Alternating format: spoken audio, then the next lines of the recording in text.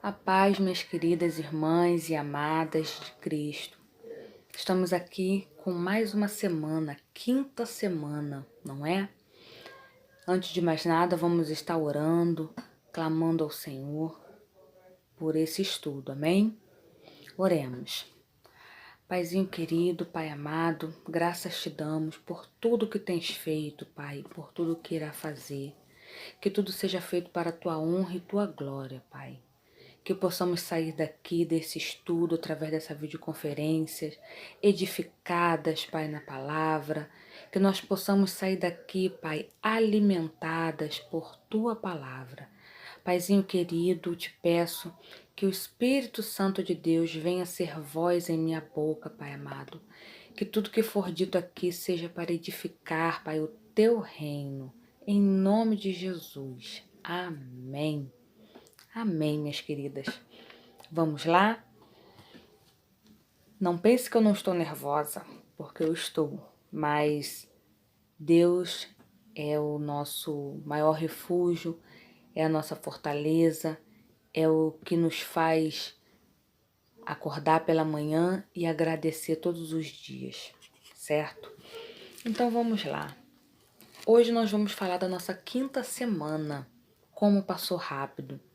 E eu ainda pensei, nossa, vai demorar. Minhas irmãs, é como um piscar de olhos. E a quinta semana, vamos voltar um pouquinho?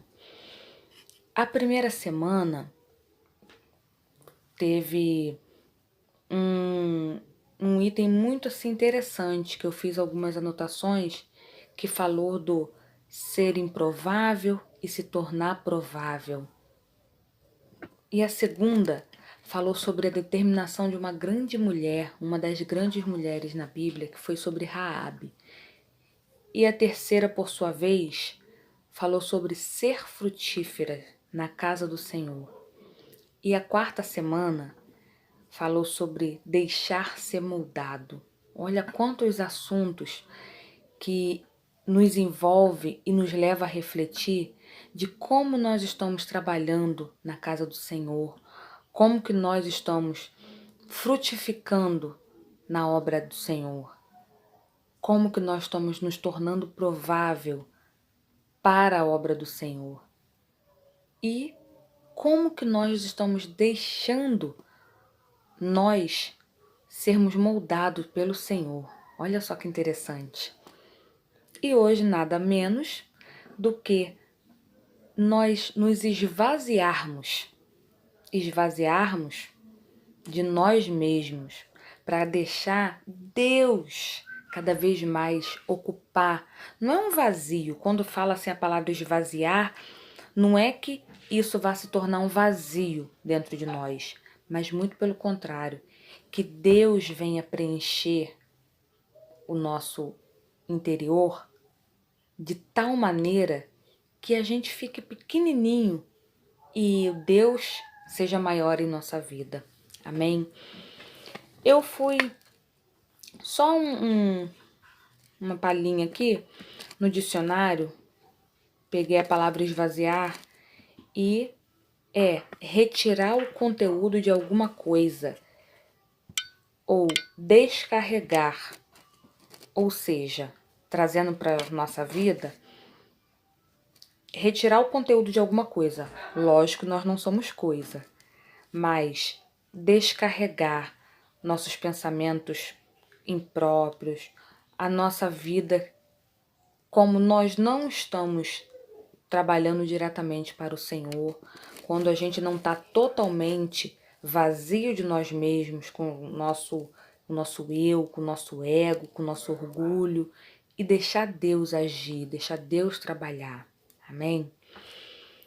E começando aqui essa parte do livro, que é um livro assim, nossa, muito interessante. Eu não tive a oportunidade ainda de lê-lo por completo, mas eu gostaria sim de ler e todas nós deveríamos ler sim. Primeiro que a leitura faz muito bem. E a autora é a doutora Donna Parton, não sei se eu pronunciei direito, mas por favor me perdoem. Ela é uma autora de 58 anos, cristã, palestrante. Ela fundou na universidade sobre mulheres empoderadas, viajou já aos 6 continentes, contando, lógico, né, com o Brasil. Ela já foi para a Inglaterra, para o Egito, vários outros lugares. Eu fiquei imaginando, pesquisando um pouquinho sobre a vida dela, quanto que ela não teve de se esvaziar-se de si própria para cumprir o que Deus prometeu à vida dela. Porque lá, quando ela estava sendo gerada, Deus já sabia a trajetória dela. O nome dela já está escrito no livro da vida. E aqui em Filipenses 2, do 3 ao 4, diz assim: não façam nada por interesse pessoal ou por desejos tolos de receber elogios, mas sejam humildes e considerem aos outros superiores a você mesmo.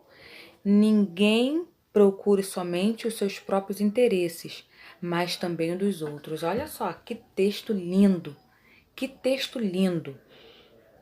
Que a gente não faça nada, que eu não esteja aqui hoje fazendo esse estudo, que vai haver falhas, vai haver erros, por tudo.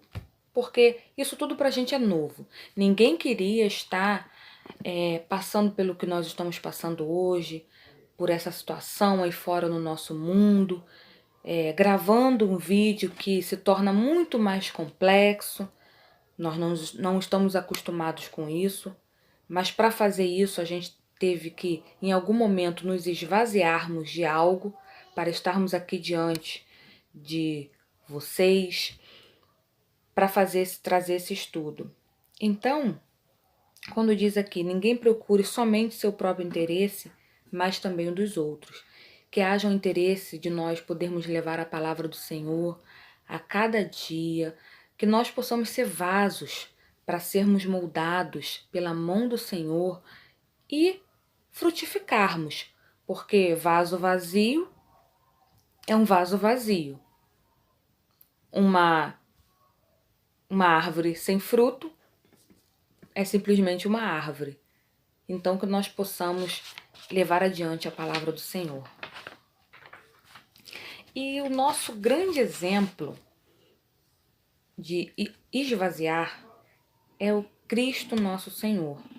E a autora pega aqui uma parte que eu achei bem interessante, que diz assim: melhore sua autoconfiança de qualquer jeito que você puder. Quando você precisar de força, olhe para dentro de si e para suas habilidades. Voltar-se para Deus é uma muleta para os fracos. Esforce ao máximo para ter uma boa aparência aos olhos do mundo e para ser sucesso de acordo com os padrões do mundo. Olha só. No entanto, se queremos ser usados por Deus, temos que dar meia volta. Sim. A gente não pode querer estar no padrão do mundo.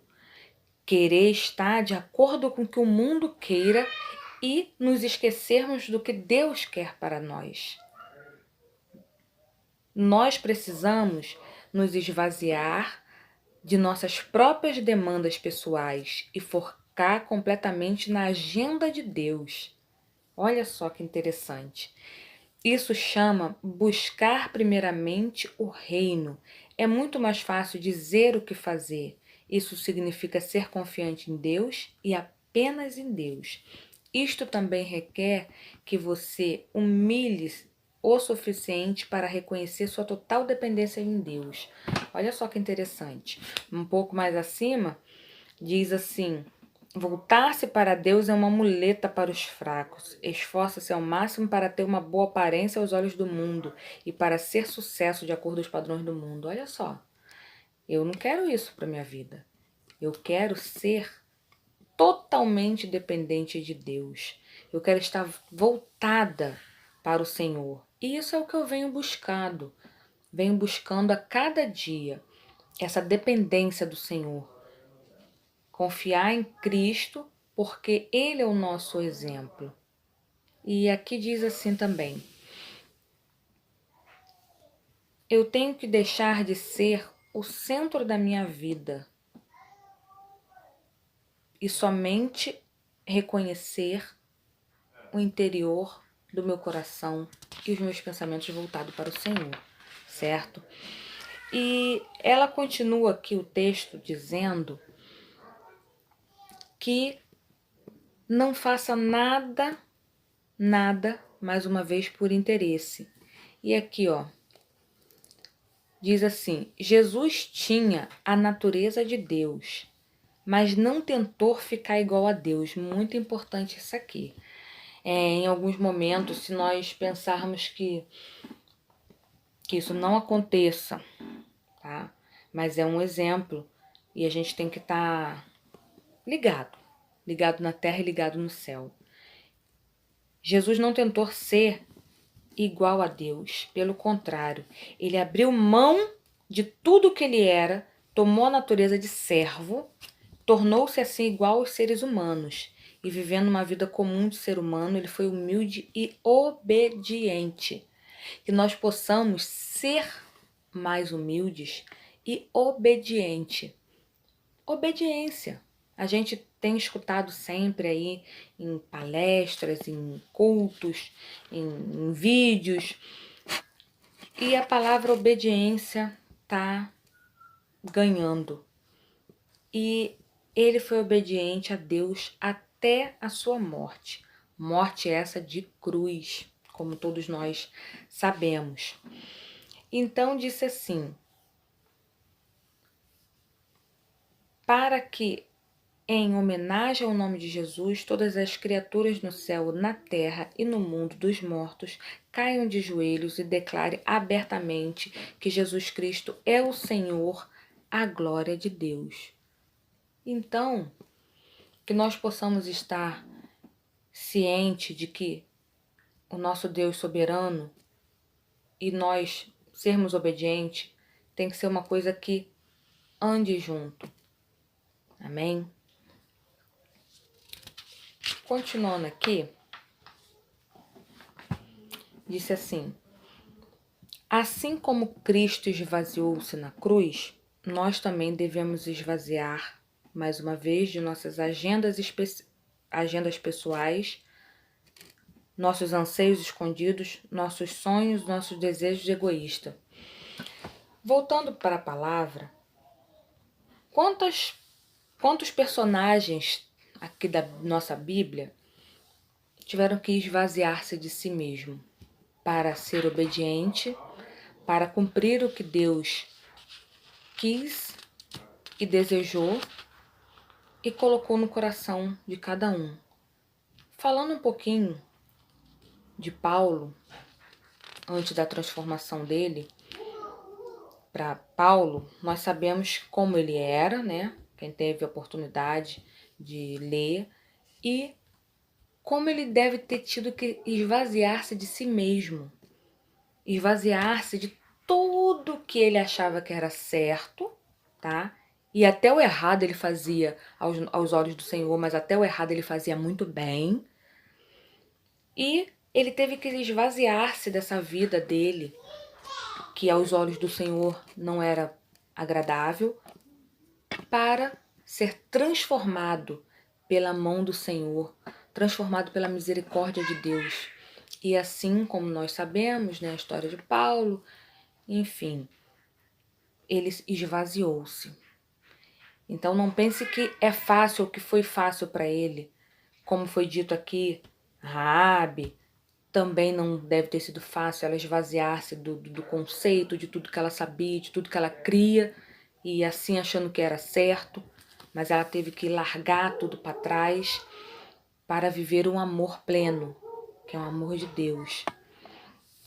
E o texto também nos chamou a atenção para que, diz assim, realmente, quando pensamos sobre isso, simplesmente não há lugar para Deus trabalhar em uma vida que já está cheia de si mesmo. Olha só, eu tenho conversado com uma querida amiga, doutora Michele Pinheiro.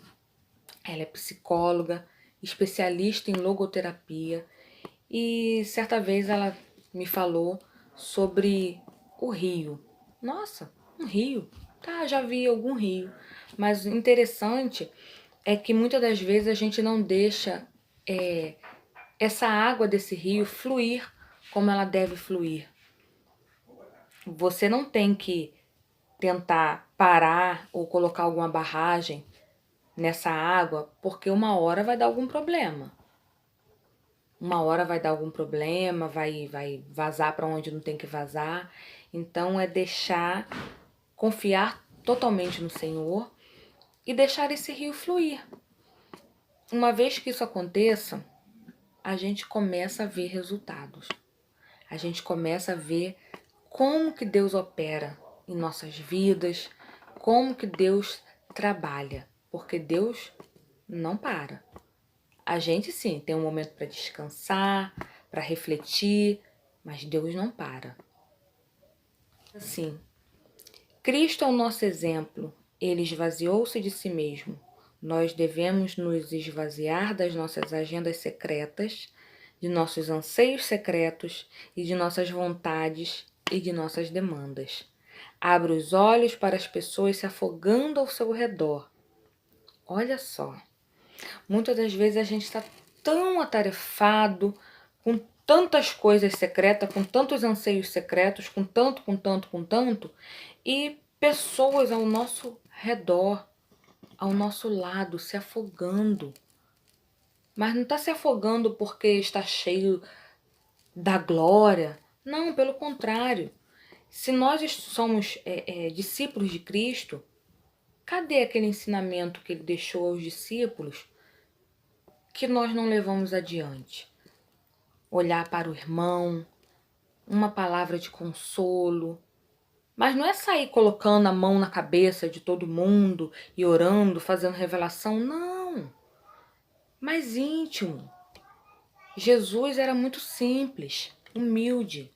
Então que a gente possa ser humilde e perceber quando um irmão está precisando, mas não somente como uma especulação, porque muitas das vezes a gente peca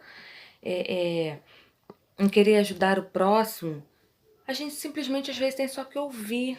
E tinha um tio, água já hoje falecido, e ele brigava sempre quando a gente ia pegar água nesse poço. Ele reclamava que batia com a lata no fundo do poço. E a gente achava ele chato, nós éramos. Ele ia lá, punha uma pedra em cima da tampa do poço e ficava lá, com o braço cruzado, tomando conta do poço. E a gente achava aquilo uma bobeira. E ele falava, só que ele não explicava. Eu entendo que o poço, ele tem um tempo. Você tem que apanhar água com cuidado, tá? Pra não sujar, pra não cair terra, né? Porque ele era de manilha. E depois ele tem um tempo pra a mina enchê-lo novamente. E aí ele dá água novamente. E aí você tira a água. E ele dá água novamente. Só que se você não fizer isso com cuidado, com devido cuidado, essa água vai secar. Por quê? Cada pessoa que pegar sem cuidado cai terra, porque a lata bate nas laterais e aí cai terra. E aí a água fica barrenta. Né? Eu tô conjecturando aqui, montando uma história, porque graças a Deus meu tio cuidou bem do poço, não aconteceu isso. E aí essa água vai secar. E eu tentando, aqui no meu estudo, trazer isso para nossa vida, se a gente não tiver cuidado com o que a gente fala, cuidado com o que a gente aconselha, que a gente não possa dar um passo além, mas sim debaixo da proteção do Senhor, que a gente possa ir com a permissão que o Espírito Santo de Deus venha falar ao nosso coração, para que essa água aqui, como essa água desse poço não secou, que a nossa água, que o nosso Deus dentro de nós seja maior e a gente seja menor, para que quando a gente for dar um passo adiante, a gente, ao invés de ajudar a pessoa que está se afogando, não se afogar junto com ela. Nós não temos a condição psíquica de tentar resolver tudo, tentar dar jeitinho, como diz jeitinho brasileiro. a gente tem que entregar totalmente a nossa direção nas mãos do Senhor. Pois as irmãs vão ter a oportunidade de ler o livro. É um livro grande, muito interessante. Eu tive que pegar pontos para poder não ficar tão extenso. E diz assim, no Salmo 16:5: Tu, ó Senhor, Deus, é tudo o que tenho. O meu futuro está nas tuas mãos. Tu diriges a minha vida. Deus dá a cada um de nós a quantidade exata de sofrimento necessário para conformar a imagem de seu Filho. Amém? Deus conhece o coração de cada um. Ele sabe o que está acontecendo com cada um. E Ele vai dar na medida exata. Porque o meu futuro está nas mãos do Senhor. Vocês podem repetir isso? Vamos lá juntas? O meu futuro está nas mãos do Senhor. E somente Ele tem o poder de fazer acontecer, não permitir que aconteça. Então que a gente não fique triste quando algo não acontece, que a gente quer muito, porque o Senhor sabe por que Ele não permitiu que acontecesse.